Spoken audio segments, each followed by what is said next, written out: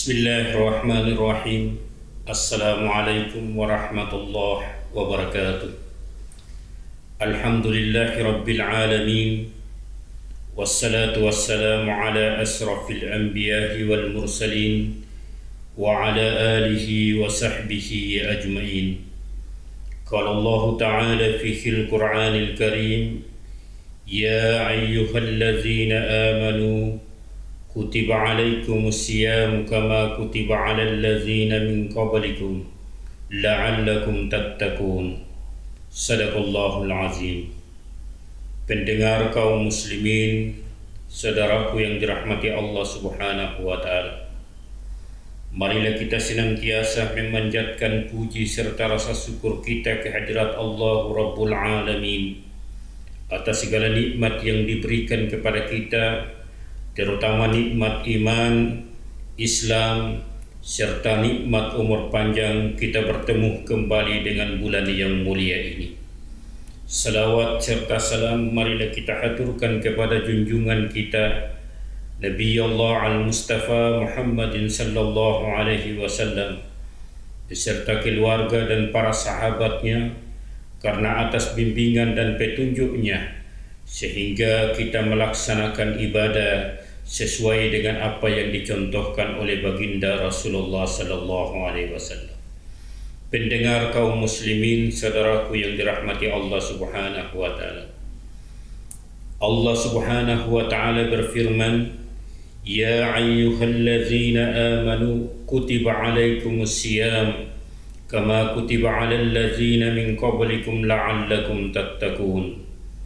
Hai orang-orang yang beriman, diwajibkan atas kamu berpuasa sebagaimana diwajibkan atas orang-orang yang sebelum kamu, la'allakum tattaqun, agar kamu menjadi orang-orang yang bertakwa.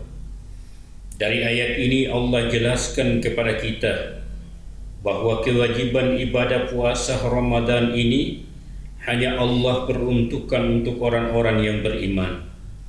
Orang-orang yang beriman itulah yang mampu melaksanakan ibadah puasa dengan penuh rasa kehusukan, dengan penuh rasa tawadduh kepada Allah Subhanahu wa taala.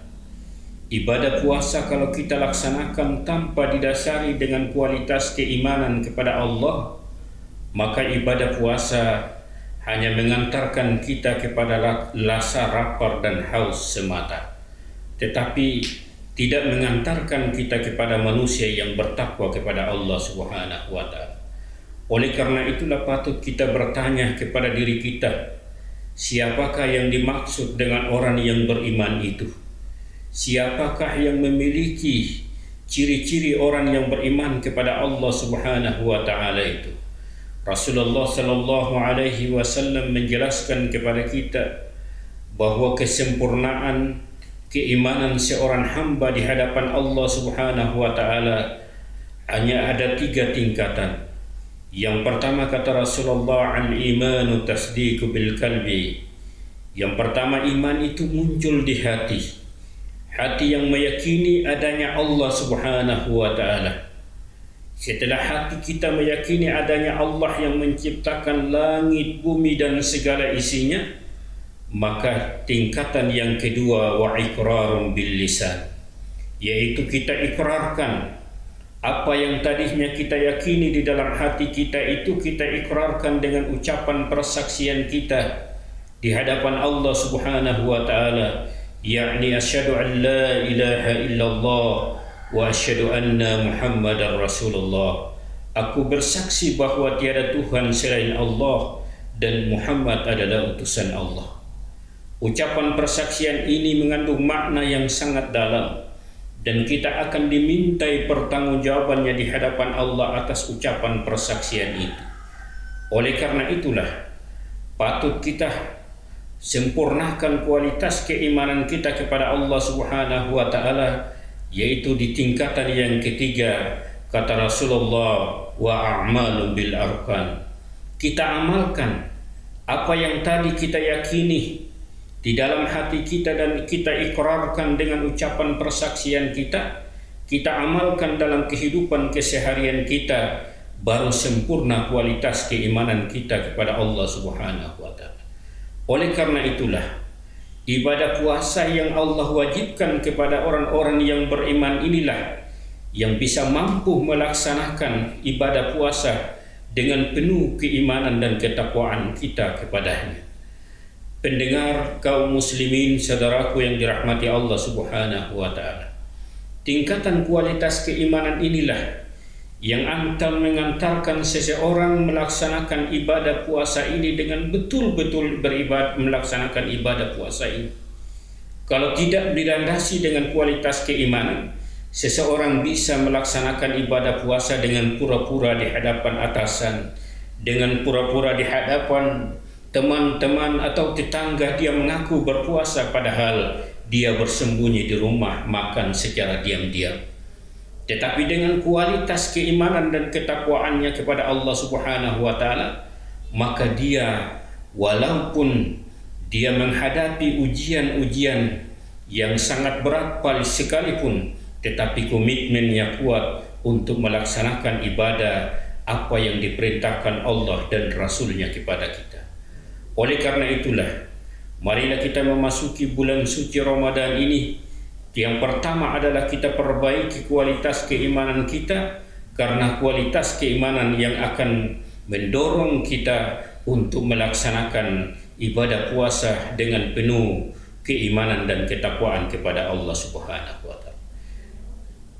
Patut kita ketahui bersama, saudaraku yang dirahmati Allah Subhanahu wa taala, ibadah puasa yang Allah khususkan hanya orang-orang yang beriman inilah yang mampu melaksanakan ibadah puasa.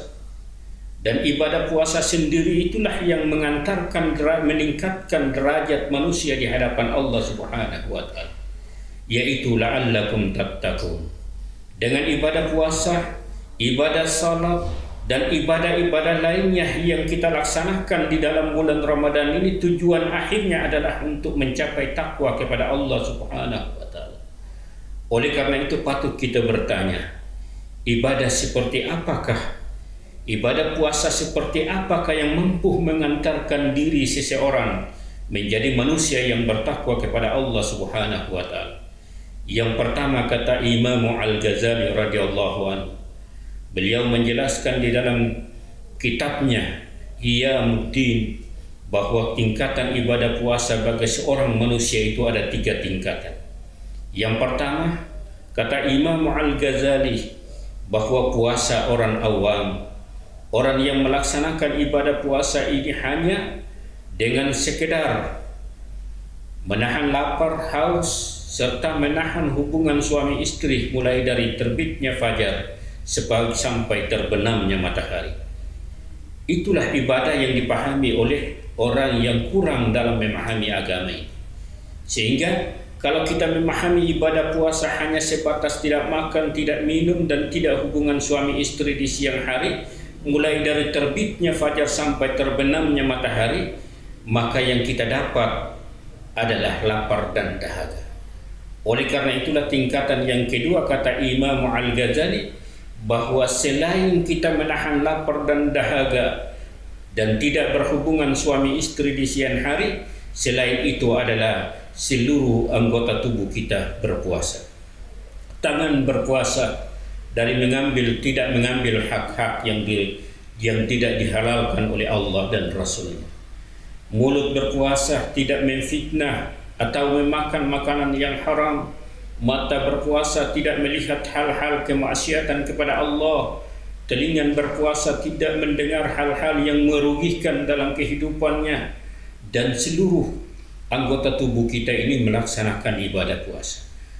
Dan yang tingkatan yang ketiga adalah tingkatan ibadah puasa. Yang tingkat ketiga adalah bagaimana kemampuan kita untuk menundukkan hati kita, menundukkan hawa nafsu kita untuk menjadi nafsu mutmainnah, nafsu yang senantiasa mengajak manusia kepada hal-hal yang diridai oleh Allah dan Rasul-Nya, yaitu puasa hati.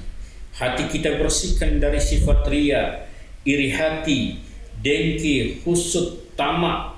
Sifat-sifat tercela itu kita singkirkan dalam hati kita. Dengan ibadah puasa mampu menyingkirkan, mengurangi, bahkan menyingkirkan kembali sifat-sifat syaitaniyah yang ada di dalam diri manusia itu sendiri.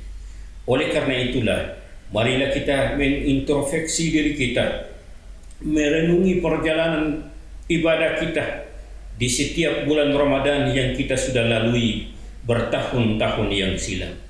Kita bertanya kepada diri kita, apakah Ramadan yang kita laksanakan selama ini sudah mampu mengantarkan kita menjadi seorang mukmin, seorang muslim yang sudah mencapai tingkat takwa kepada Allah Subhanahu wa taala atau tidak? Kalau memang ibadah puasa kita selama ini belum mampu mengantarkan kita kepada derajat takwa, maka di ibadah Ramadan kali ini mari kita kuatkan komitmen kita dengan dasar kualitas keimanan.